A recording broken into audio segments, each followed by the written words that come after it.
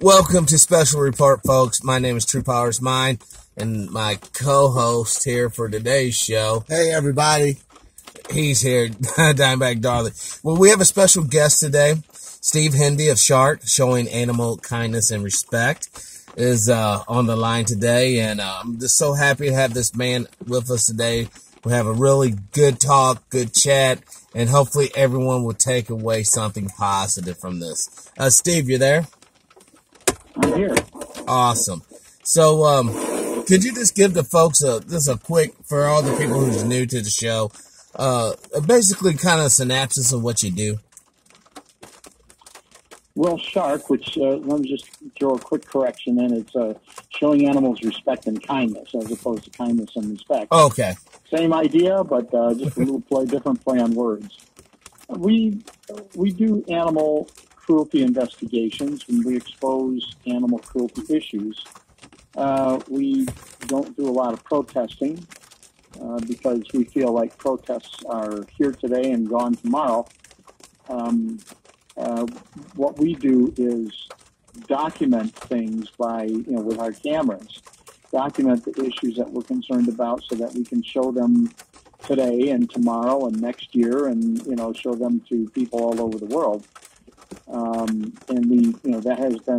that's been very, very successful for us. We've been able to take on very large opponents, such as the NRA or Senator Jim Inhofe, who helped buy pigeon shoots for fundraisers and that, take on the government and end up winning because people are just so upset and opposed to things that are going on. Now, are you seeing like actual laws being written because of your efforts? Yes. Just within the last month or two, Maryland passed a law banning pigeon shoots because last year we got word that there was going to be a pigeon shoot in Maryland, a place that we never knew that they were going on. We went there, we shut that shoot down, and then we found out about one right at the beginning of 2018, and we sent an investigator in undercover and he went and found a dead pile where they've got, where they burn all the victims. But, there are body parts, left in the area and that. And not to mention, he found a guy that was an employee that was shooting leftover pigeons that had gotten away. They hadn't been shot. He was just walking around shooting them. And so once that came to the attention of the legislators, they passed a law against it. Maryland also passed a law to ban the sport killing or the tournament killing of what are called cow-nosed rays. They look a lot like a stingray. They're beautiful animals. They're harmless. They're native to the area. But you had these people who would come in, these kill-happy freaks that would come in, and when these animals are spawning, they swim very slowly on the surface of the water. And these guys are going in there with bows and arrows and come up at point-blank range and just slam arrows into them. Wow! And they're not eaten. The cow-nosed ray is not considered to be an edible fish, and so they would just dump, hundreds, thousands of bodies afterwards. And there's a moratorium, a 3-year moratorium in Maryland on that, which I certainly hope and intend will become a law after that. So yes, laws do get passed. It's not easy. I'm not saying it's fast or easy. It takes a lot of tenacity and just downright stubbornness. But, anything worth accomplishing, women's rights, civil rights, saving the environment, saving children. Look at how this country right now is trying, I shouldn't say trying to find a way to save children from guns. There is a way to save, there's lots of ways to save children from guns. It's just that the National Rifle Association is blocking all of them. But, it takes this tenacious, stubborn effort, even just to try and protect our children. Now, when the gun issue, do you think that's a moral issue whereas, we have the interpretation of the Constitution? Or do you think it's just a common sense issue that we have a lot of lunatics in our society? Well, really, the gun issue transcends so many different morals and yes, it's common sense. Yes, it's a moral and ethical issue. Yes, it's a spiritual issue. I mean, when you're watching children, young, innocent children being slaughtered, and people just can't figure out what to do, mainly our elected officials, that's outrageous. How can we consider ourselves to be a moral or ethical or even intelligent, evolved society when we refuse to find ways to protect our kids, not to mention everybody else? Oh, exactly. And the founding fathers intended for people to be able to have firearms. They didn't intend for it to be a slaughter zone. And they didn't intend, all this thing about carrying guns around on you everywhere because you think you're cool or because you think somehow you're being a patriot. I don't find that to be patriotic when you set up an environment in which innocents, and especially, the youngest of our innocents, are slaughtered. But is that because we have members of our society who feels that if you take a look at the average suspect in these shootings, it's a certain group in our society who feels that their privilege is being eroded away, and they get upset and then want to go out and shoot up everything? Well, we have in this country for years and years and decades, certainly since television came along, we've glorified guns to no end. I mean, John Wayne always had his guns. And, all the cowboys always have their guns, and on it goes. We glorified them, and it's come back to bite us. But we only glorify them in one certain way. And the way that we always glorify, I'm glad you used John Wayne, because it was always John Wayne suppressing the Indian.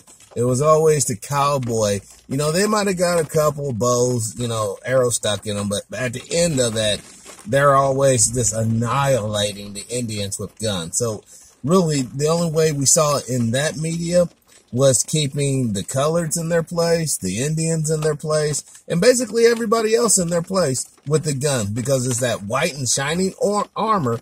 Well, in this case, the white knight with a gun, a revolver, or an old Smith & Wesson, keeping the order. And the order is basically the old European order of the crown. This all goes back to what was America really founded for, and what was it really about.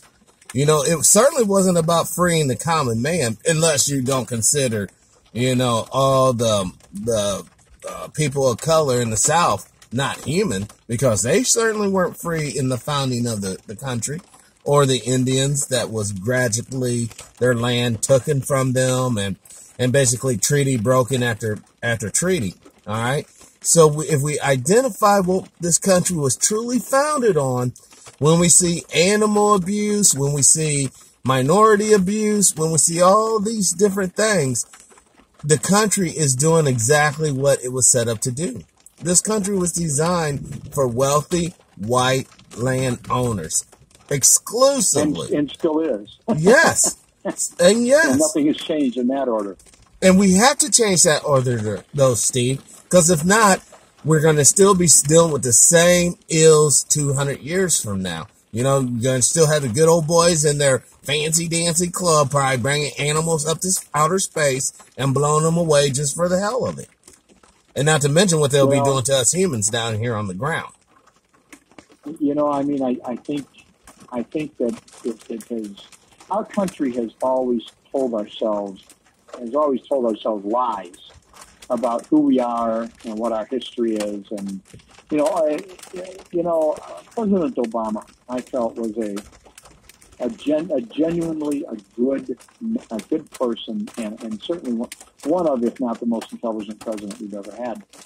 But if there was one thing that I would always take issue with him, it was when he would say anything along the lines of how exceptional Americans are, or that this is the greatest country in the world. That's a common thing for politicians to say. Yes. But as is now proven statistically, whether you're talking about gun violence or level of education or poverty, along the lines of poverty, we are not the greatest nation in the world.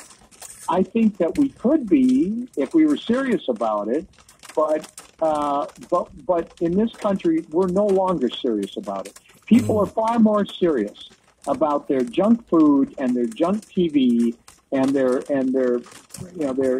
narrow vision of politics, and that's on both sides of the aisle. By the way, I think that everybody has become so partisan, so fat and lazy, and comfortable with wherever it is that they're wallowing at the moment, whether they're wallowing on the left or wallowing on the right, or the white guys are so scared to death that they're not going to be at the top of the food chain anymore. And I think that's how you end up with a lot of this crazy political views, the crazy the crazy gun stuff. And that because when they talk about, they're going to have to protect what's theirs, and the whole "Make America Great Again." Yes, come on, what are you talking about? When was it ever great? What version of great are we talking about here? Well, I think we all know. We're talking about the 1950 version of great, when Charlie comes home from his factory job and Margaret's in the kitchen making him a little meatloaf with mashed potatoes and green beans and a beer. Also, a black woman in that kitchen cooking that dinner. In the case of, it's kind of funny, in the case of Donald Trump, with his Making America Great Again, which wife are you talking about? What's the great one then? I mean, I don't know. I just don't understand. Well, I don't think you really want to open that box. That was a cheap shot, I think Steve. I do. Boy, I tell you, if there's one guy in the world I'd love to get in a fight with, rhetorical fight, physical fight, any kind of fight in the world, it would be Donald Trump. Whoa. Man, would I like to get into it. Well, he is pretty tall, though, Steve. He's like, 6'4" or something? Hey, Steve, remember when MTV used to do that celebrity death match? They used to make that little clay cartoon thing with celebrities, and they go in this ring, and remember they used to do that on MTV? They had a little show. Yeah, a little bit yeah. They should do you and Trump. Like that. Oh, God. Everybody talks about how the guy's a bully and all that. I don't understand why anybody, he's not a bully. He's just a coward. I remember when he was running, when he was a candidate, and there was a dude that managed to that rushed the stage and just managed to get to the stage for I remember that. And you remember that? Yeah, in an airplane hangar. I remember that split second when Trump saw that guy and thought the guy was going to get to him. And he literally jumped behind and at the same time grabbed the Secret Service man and put him in between himself and the guy. And he had a look on his face that said everything about who he was right then and there. He was scared to death. And it was just a guy. I mean, I've been rushed by guys, we're out there with the pigeon shoots and all that. We've been rushed by these guys. We've had them try and hit us with cars. They hit us with cars. We've had them pull guns on us. I don't think any one of us ever had the look on our face of terror that Trump had because this guy came and rushed the stage. I don't know. Total terror.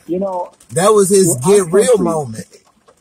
But that was so awful, you, Steve. That picture you painted there made him look like such a, dare I say, pussy. I mean, just a pussy, just a weak, sniveling worm. Hey, when you out there talking crazy like that, you need to be prepared that it's going to be somebody that's going to run up on you. Because they say these trigger words like that, American exceptionalism and all that stuff. Those are trigger words that they do in the public because the public has been so conditioned to be stupid. and willfully ignorant, all they got to do is just, whenever you can get a large population to believe in policies and an ideology that is detrimental to their well-being, that means the propaganda, the brainwashing, the stupidity, all that stuff is working and is working effectively. That's why we're in the situation as not only as a country but a planet, is because of this type of stuff that's going on. Well, I frankly, I don't mean to be a downer, but I don't hold out much hope for the country. I really don't. Because if Donald Trump had received 1% of the vote, I would have considered that to be a very dangerous, that 1 out of 100 voters would vote for that guy. I would say that is real cause for concern. Wow. The fact is that he got not that far, not that much less than half the vote. Half the vote. And even today, after 2 years almost of his buffoonery, misogyny, lies, and racism, and just general hatred of anything that's decent, of anything that's strong and upstanding and good. After almost 2 years of that, people are still, the guy's got what, a 35, 40, 45% approval rate. I can't believe it. I absolutely can't believe it. Steve, I don't mean to cut you off, but what you just said, you just painted a perfect picture of why Trump is where he's at right now. And it speaks a lot about, without even saying it, it tells you how bad and disgusting the Democratic Party is. Well, yeah, the Republicans, I was actually, for most of my adult life, a registered Republican. And would still be today were it not for just the complete insanity of, Palin, it kind of started with Palin, I guess. Oh, yeah. And on and it wasn't, here, because I see very little difference between a compassionate Republican, a compassionate conservative, if you will, versus a fiscally responsible Democrat or progressive. No difference. I see very little difference. You could call me either one, and I would say, sure, why not? Because I don't believe government should be bigger than it needs to be, and yet government certainly has a function that goes a little bit beyond building highways and the defense of the nation. The government has to be there for the people who need some kind of assistance. And I can tell you why I know this is true. When I was growing up, I grew up in the Roosevelt housing projects in St. Paul, Minnesota. My mother raised my brother and I alone. And I would have been a criminal today. There's no question in my mind. I would have been a professional criminal today if it hadn't been for the work programs that they made available for us kids when we were in our mid-teens. They made it possible for us to get jobs, because when you're a project kid, people didn't want to hire you. Right. And the thing is, when you're a project kid, and the police would come out, and the police would come out very often, on a daily basis to the housing projects. It didn't matter if you were white or black or Latino or whatever you were a project kid. And we were, in that way, we were all the same color. Right. And we were the color of the project kid. And when you got that label, it's very, very, very hard to get up. I mean, because you're being held down. You're not going to get the opportunity to get up. And so it was those job programs that made it possible. Now, look, not everybody took advantage, but I did. And, so I learned a work ethic, and it served me well through my entire life, still to this day. and in animal protection certainly also, especially in animal protection. But so I know that government has more of a function than just the defense of the nation and building roads. You know, the government is supposed to protect the environment. Trump has screwed that. Yeah. Is supposed to help the people who need a helping hand just to get on their feet. And and Trump, when Trump was young, he got that helping hand. He got $1 million at least from his daddy. And that is quite a helping hand. Oh, We were getting minimum wage, and I appreciated that. $1 million, I could have done a lot with that. Oh, heck, especially back then. Well, and the other thing too. For But instance, I don't mean to cut you off. People. I don't mean to cut you off, Steve. But you said when you talking about like Trump had got $1 million from his dad, you know, like Obama, he was able to get in Harvard because his dad was alumni at that school.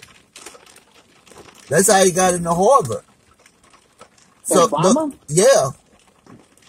Obama. Yep. His dad was from Kenya. Yeah, but his dad went to Harvard. I did not know that. Yeah.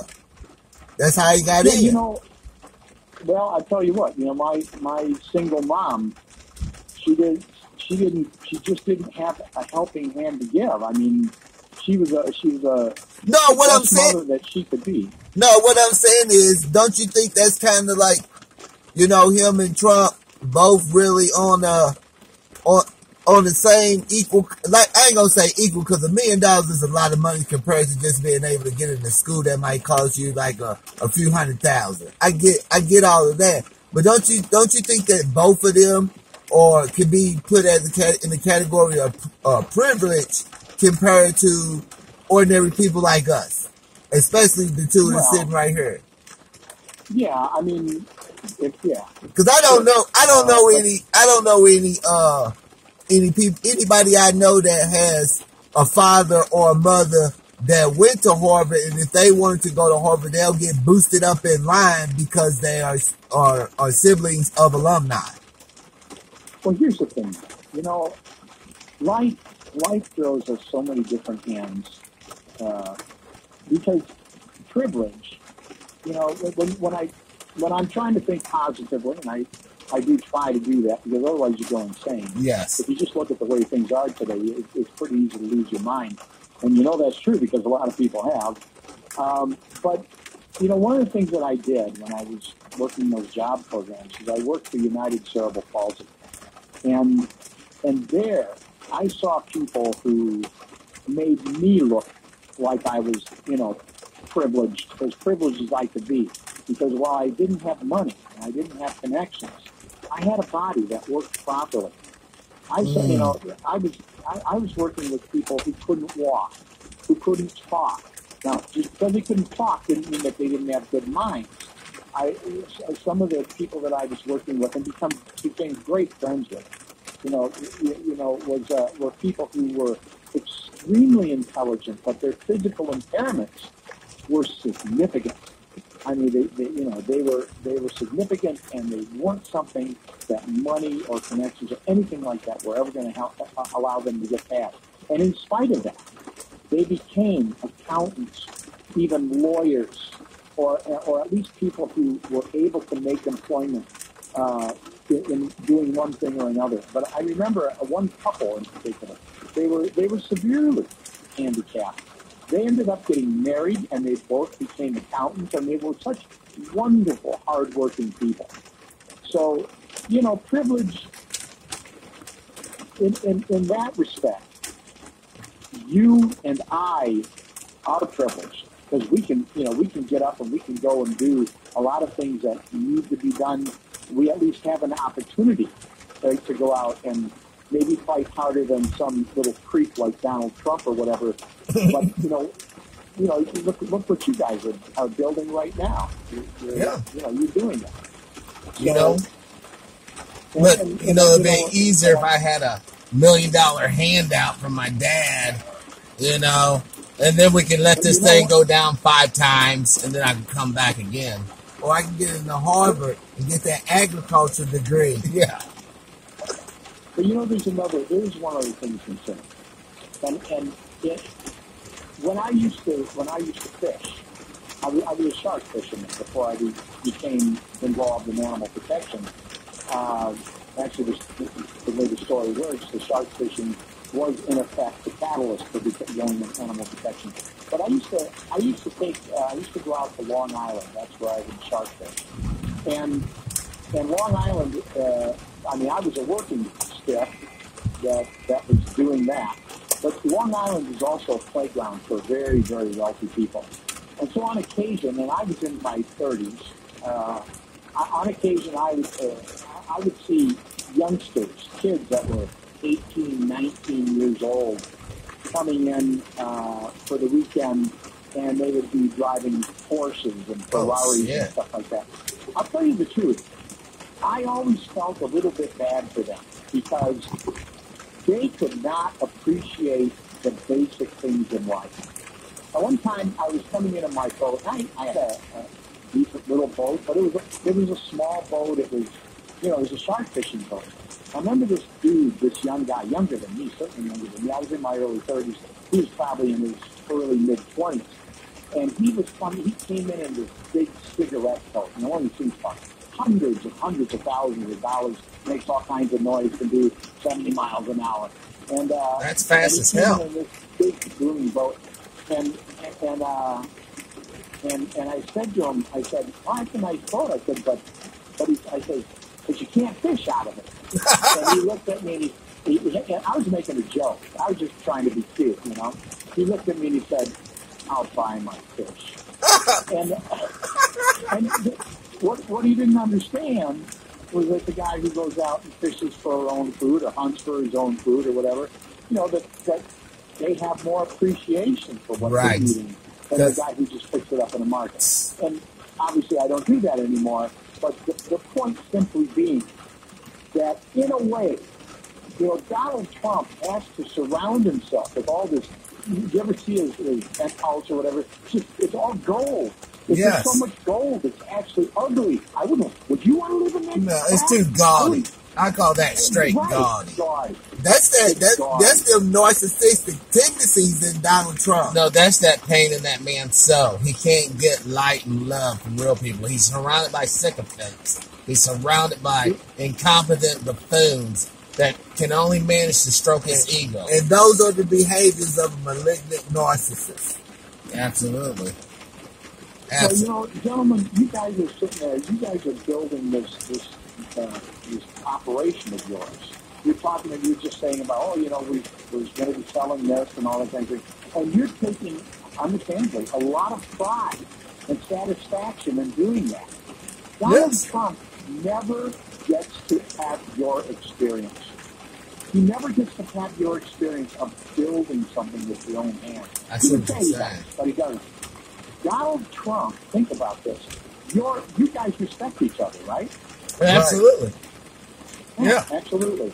Do you think Donald Trump respects Michael Cohen? No. Or Rudy Giuliani? No, they're all tools. They're just tools. Or any of the politicians that he buys off, or any of the women that he marries or buys off. Yeah, he buys off. He's a whoremonger. You think that he respects his kids? You think his kids respect him? Donald Trump lives in I'll tell you why Donald Trump is the way he is. Because he lives in a cold world. He lives in a cruel world that cannot appreciate the only things that are worth anything in life, which is your family, the things that you've built with your own hands. He's never built anything with his own hands. With the people that you associate with because you want to. He doesn't associate with people he wants to associate with. He associates with scumbags like himself because that's the only way he can hold his fragile universe together. Yes. So people talk about his billions and everything. You couldn't pay me to be Donald Trump. Not for one damn day. No. See, that's what I'm talking about. That's a principle. That's a principle of life Steve's talking about right now. Because a lot of these so-called wealthy people we idolize. That's empathy. I mean, look at Bruce Jenner, wealthy guy. He had money. He had a fame. He had a pecker. And, look what happened. Look what happened.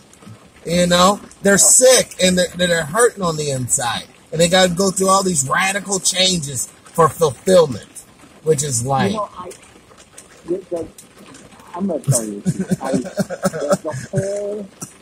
the whole transsexual thing, I don't understand. Because I don't understand it, I don't make many judgments about it because I don't understand it. Right. I'm trying to come to understanding of how it all works because it's so different from me. But let's remember, gentlemen, that because it's different from you doesn't mean that it's wrong. Exactly. It's something. It is actually it's a challenge. It's not a challenge for them the people that are in that situation. It's a challenge for us to try and understand and figure it out. So that Bruce Jenner has done what he's done. If that's what it takes for Bruce Jenner to be fulfilled in his life, more power to him. Absolutely. It's more Bruce Jenner and his family's whole thing about for instance, what are the Obama said at one time. He said about what's her name? Who's the most famous? Kim Kardashian. Oh yeah. She was at a party that he was at, and he said, "What are you famous for again?" and that's what I would say about the Kardashians and a lot of these people who are famous to be famous, or are famous because really they're scummy characters. A lot of our politicians, they're very powerful, they're very wealthy, but they are the lowest of the low. Like this Jim Inhofe, who we beat up over his live fishing shoots. My God, what a scumbag this guy is. I mean, and openly corrupt and committing criminal acts. We were exposing him left and right, but because he runs Oklahoma, we can't get anything to happen. We finally got a little bit to happen in the feds. He was conducting illegal political fundraisers on federal land and stuff like this. What? It's fairly small stuff, but the guy knew. I mean, he's been in business a long time. He knew what he was doing was wrong. And it was when we started exposing that he realized that it was time to get out of what he was doing because we were going to keep digging, and who knew what we were going to find. Right. And it's funny that you mentioned Oklahoma. And a lot of these little backward states there, you're going to find corrupt politicians. You're going to find racist behavior in the institution that they're running and misogynistic behavior. They hate women. They hate coloreds, and they hate, obviously gays, transgender, and animal, and people who love animals. Because these people want to totally dominate. Dude, if they cannot dominate you, they don't want to live. They'll rather commit suicide than live in an equal playing field. Yeah, it's like a withdrawal syndrome or something. Yes. There's a book I read one called Black Hills, and it was a story of a Lakota boy who talking about the racism there and what was done to the Native Americans and so on. And they have a term for the white man. They call him Wasichu, which means fact taker. Or bottom line is that the whites came in, that they come in and they plunder and they destroy and they consume everything. Right. And then they move on and the process just continues. It's just taking the fat of the land and just utterly destroying it. And if I sound like a white hater, I'm not. There are white people who want to help too, but when you find, when you're looking at the people who are really screwing this country and the world yes, at this point, it is unfortunately people who look just like me, white males, by and large. I mean, you can go into Africa, you'll find plenty of corruption there. Yeah. Go into Asia, you'll find plenty of corruption there and all that kind of thing.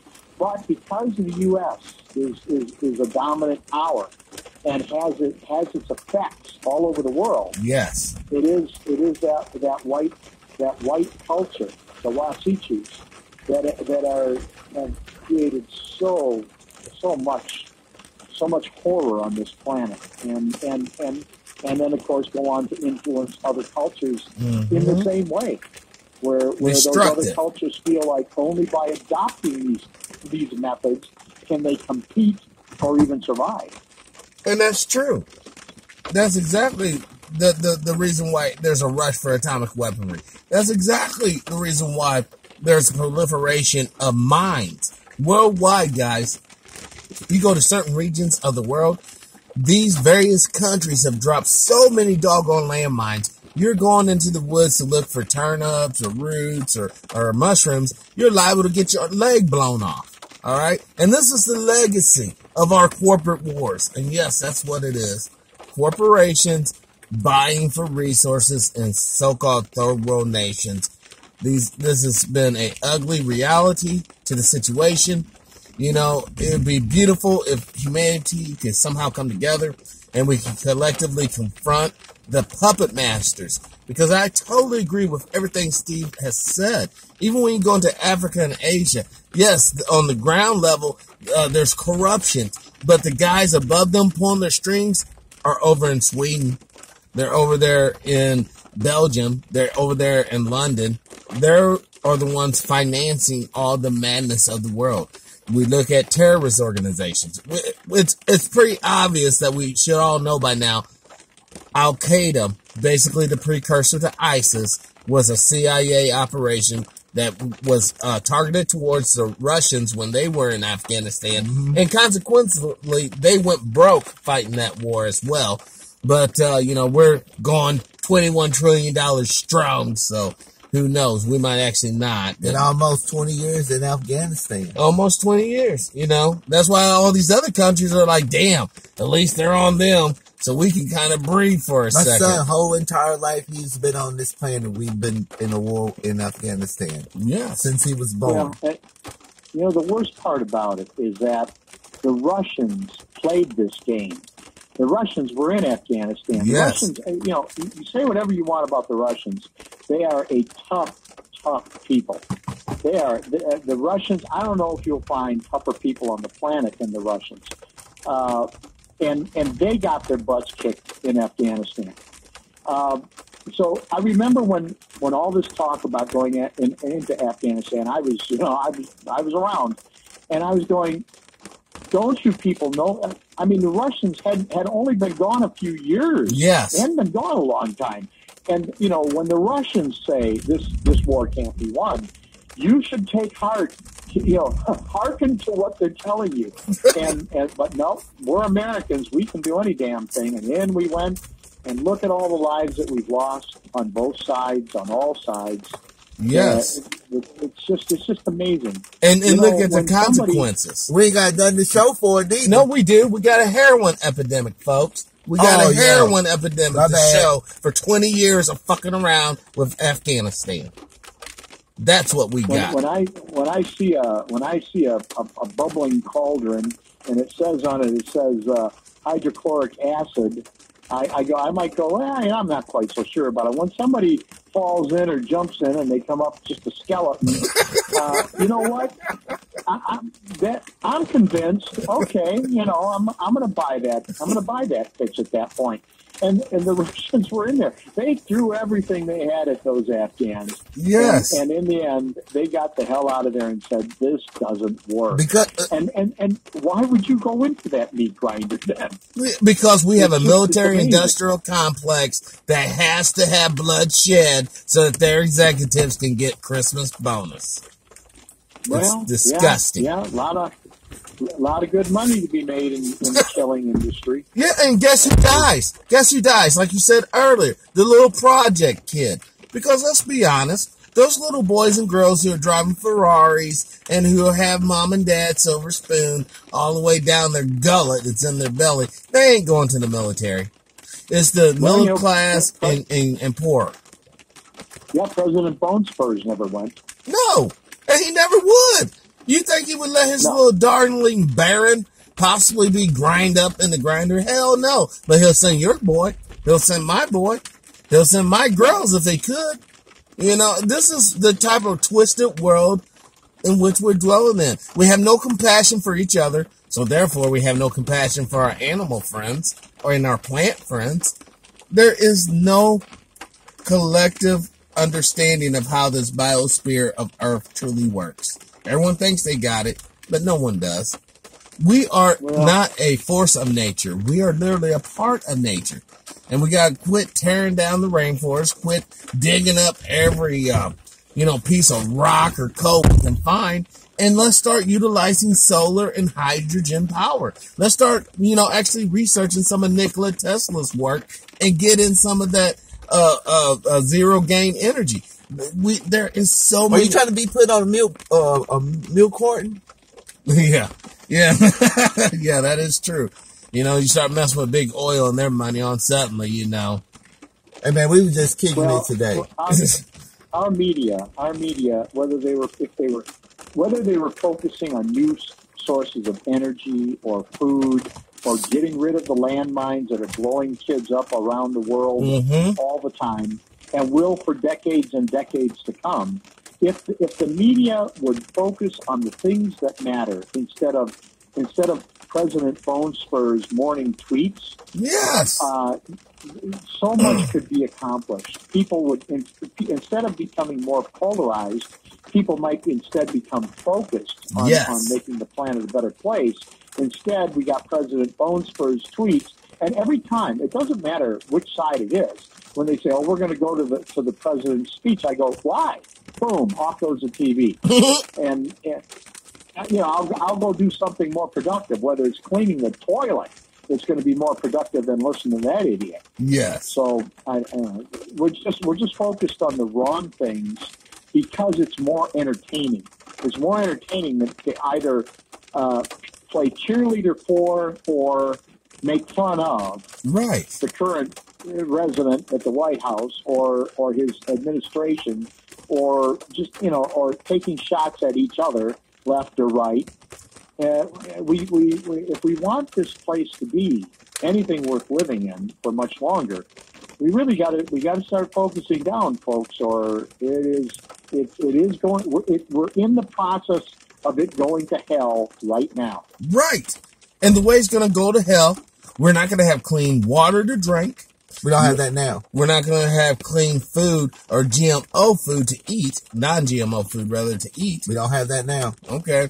And then our air will be polluted to such extent, asthma and all these respiratory illnesses will go right through the roof. We have that now. Yeah, in fact, I'm trying to think. They just announced that another town in Michigan that the water is tainted, that it's bad, it's really bad. Was it Kalamazoo? Where the heck was it? But in any case, wherever it was, it wasn't no black town. This was a white town. They don't care. So things are really going to get interesting now. Oh yeah, because we all know when white folks feel the pain, now something has to change. No, it ain't. They ain't gonna do nothing. It's gonna take more than that. They ain't gonna say nothing because it's a simple fact of what's been going on in Flint and what's been going on through rural Alabama and all this stuff. The water is tainted all over this country. But when black people speak about this stuff, white people, all you guys are just complaining and blah, blah, blah. And then when it happened to them, they know they should say something, but then it kind of like contradicts them because, okay, if this group of people were saying this and now you're experiencing the same thing, but you just went out and said that all these people are complaining and stuff like that. So when it happened to you, do you look like a hypocrite? So you just suck it up and deal with it instead of uniting to take on this, because this is why this stuff is happening. It's like a beaker when you start filling up with water. We're only 14% of the population. Eventually, all the policies and all the stuff that was implemented, targeted towards us, is going to spill over. It's okay. You have crippled this population. It starts spilling over to other people, and now they are feeling the effects. Right. Well, what has been well established at this point is that really in effect, it isn't a question so much anymore of what color are you, but how fat is your wallet? How big is your It's always been about class. Yes. And it just happens to be, that now there are more whites that are approaching the poverty line or, having difficulty making their their budgets balance and all that kind of stuff. And so, yeah, we But that was become a nation of the haves, of a few haves, and a whole lot, and a growing number of have-nots. and that was all part of the plan. Right, because we got to say one thing that is truly relevant to this whole You conversation. divide and conquer. Well, all the wealth in America that was, and throughout the world, was generated off the free labor from melanated people. That is how we was able to finance the Industrial Revolution and all these other great technological things. There's still families right now having trust funds off of said profits off of those days. Yeah. So that is the karmatic debt that has to be balanced out. If not, this thing's going to keep wobbling and being unbalanced till it just basically disintegrates. But you see, it's another reason why I don't think we really have long-term a lot of hope for a different society. Because as you look back in history, it has always been this way. It doesn't matter if it's the United States, if it was Rome, if Right. it was Greece, Right? it doesn't matter what England, Spain. It doesn't matter where you're talking about. For the most part, there are some smaller countries. There are countries out there that are not superpowers that have a better balanced society. Right. It's not perfect, but it's better than what we have. But the superpowers have always operated this way, and I can only believe that they always will. Because there's power in that. See, when you just tell a group of people, okay, you guys are cool. Anyone who doesn't look like us, you go into their town, you kill everybody. It makes stupid people really comfortable because they know what the fuck they need to do. But if you have to sit here and talk to people and determine, okay, do they really believe this? Are they really subscribing to that? It makes it too muddy and too hard, too foggy to operate in. But if I see a guy that don't look like me, they're dead, easy. That's how the reason why it works. At the end of the day, if humans was to show each other brotherhood and sisterhood, any society would actually flourish and thrive because we are social beings. The body of humanity is like an ant colony. Yes, we do have our queens and our elites, our drones and our workers, and that's what we are. There is no denying that. You can try to be a hermit if you want to, but at the end of the day, you'll just end up with a Prozac subscription and some crazy gear out in the woods. Yeah, but people in this country don't need to be living in the type of conditions that they living in. That's No, we crazy. should have free electricity, we should have free water, and we should have free air. And throw the air tongue in cheek. Clean. You better put clean in there. Yeah, that's what I was ultimately about ready to say. Then they come around. Okay, he just said water. Here it gone. Better not drink it. It's recycled. I mean, the notion of having recycled water is atrocious. We're literally doing the show right now, Steve, in a rainstorm here in Missouri. Okay, this rain is coming down. It could easily be collected in every city, every town, and funneled through systems to get out all the hard particles and go through. There's no reason why your sewage needs to be treated with chemicals, reverse osmosis, maybe boiled or something, and then put a bunch of chlorine, basically bleach in it, and fluoride, and then sent out. That's monstrous. And that's the reason why all of our water bills are so doggone high, by the way, too, because all those extra chemicals and processes cost money. All right. Every house should have a well because we're on one of the world's largest aquifers right here. And the reason why I say every house should have a well, that would actually make our country stronger. And then we won't be susceptible to a hacker getting into your city water power system, shutting it down, screwing up some sort of major pump and basically, crippling the city. Because without water, guys, this place will get messy super fast. Mm-hmm. Super fast. You know it. The one thing,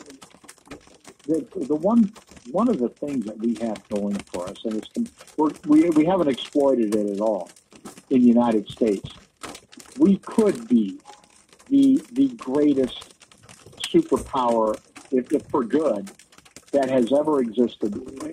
You think about it. You go to Russia, and what you have in Russia is mainly Russians. And you go to China. I've been to China, and China's mainly Chinese. And you go to Spain and mainly Spaniards. You come to the United States, and you've got black people, you got white people, you got Hispanic people, you got Asian people, you got Native Americans. You've got so many, and everybody has their own viewpoint. Which, if you really were to try to make this a melting pot, you end up with, just like when people intermarry amongst the races, you end up with some of the smartest and most physically attractive people, most physically fit people. It's just we have this opportunity by letting everybody be themselves and yet work together. We could do things that have never been done. Yes, and if that influence them, that influence of acceptance and tolerance and mutual respect everywhere. If we were putting that out around the world instead of our war machine and our profiteering and winning at any cost and make America great again, we could have really the superpower country that would be for good. Right, and then we could hold our heads up high. Instead of, we're just dumb Americans, all we do is eat French fries and hamburger, about one more hamburger milkshake from a heart attack, all this stupid shit. Well, this is the home of the GMO food. Oh, yeah. And the mind slave. You know it. And President Trump. Don't forget him, because he's now the biggest factor of making us the worldwide laughing stock that there is. I got to go and get some. I got to go and get some work done. Oh, okay. I got this heavy stuff. I got to load into a minivan. Janet right now thinks that I'm just doing this in order to get out of that work. I'm not, But you need 30 more minutes. I know that's what she's thinking. You need 30 more minutes. No, I better go. Hey, I just want to say thank you, Steve. Exactly. I love talking to you, and please keep fighting. Keep fighting. Don't let anybody stop you from fighting to do what's got to be done. Yes. Thank you. Thank you, Steve. Well said. All right, guys. Good night. See you later. Thank you, brother. Bye-bye. Bye. So that was Steve Hendy, folks. And this has been Special Report, TruePowerIsMine. And Dimebag. He's always messing with the equipment. But hey, peace, y'all.